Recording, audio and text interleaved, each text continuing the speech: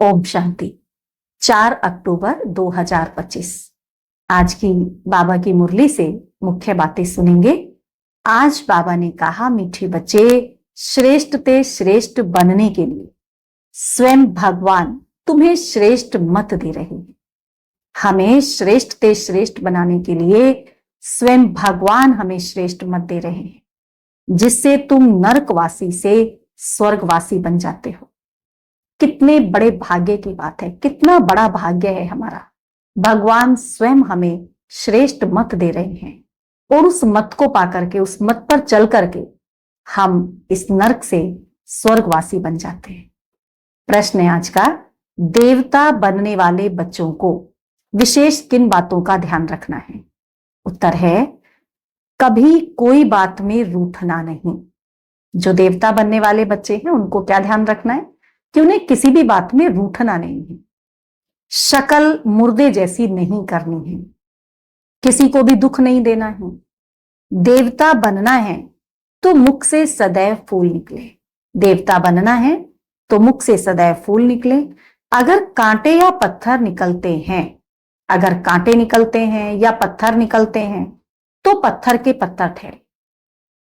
गुण बहुत अच्छे धारण करने हैं, यहां ही सर्वगुण संपन्न बनना है, यहां पर ही सर्वगुण संपन्न बनना है।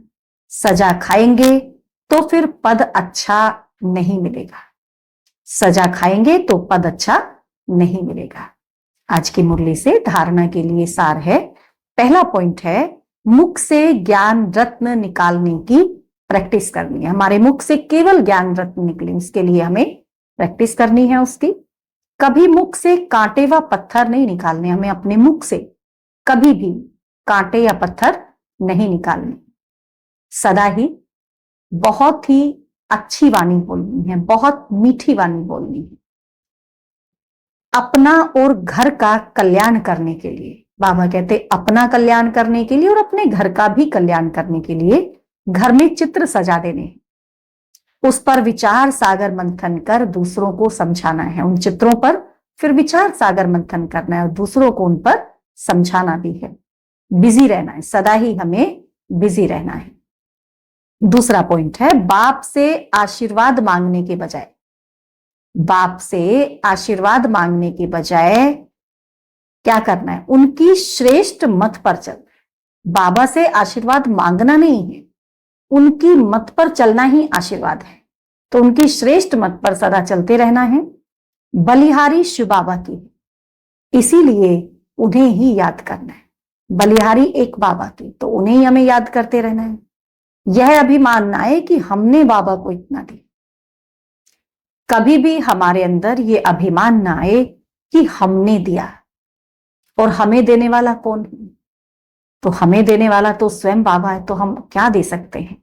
तो ये बहुत बड़ा अभिमान है कि हमने दिया। ऐसा अभिमान हमारे अंदर कभी नहीं आना चाहिए। आज वरदान दिया है बाबा ने, बाप समान स्थिति द्वारा समय को समीप लाने वाले, बाप समान स्थिति द्वारा समय को समीप लाने वाले तत्त्वं के वरदानी भव। बाप समान स्थिति द्वारा समय को समीप लाने वाले तत्त्वं के वरदानी भव। अपनेपन को मिटाना, अपनेपन को मिटा देना है, अर्थात बाप समान स्थिति में स्थित होकर समय को समीप लाना है। जहां अपनी देह में या अपनी कोई भी वस्तु में अपनापन है, जहां अगर हमारा अपनी देह में अपनापन है या कोई भी वस्तु में हमारा अपनापन है, वहां समानता में परसेंटेज है। समान तो नहीं हो सकते ना, फिर तो कोई ना कोई परसेंटेज की कमी रह जाएगी। फिर परसेंटेज माना डिफेक्ट, तो कोई ना कोई डिफेक्ट है। फिर ऐसे डिफेक्ट वाला कभी परफेक्ट नहीं बन सकता। जिसमें ऐसे डिफेक्ट होंगे तो बाबा कहे वो परफेक्ट तो नहीं बन सकता। फिर परफेक्ट बनने के लिए, अगर हमें परफेक्ट बनना है तो परफेक्ट बनने के लिए बाप के लव में सदा लवलीन रहो। परफेक्ट बनने के लिए बाप के लव में सदा लवलीन रहो। सदा लव में लवलीन रहने से सहज ही, सदा लव में लवलीन रहेंगे तो सहज ही औरों को भी आप समान व बाप समान बना सकेंगे।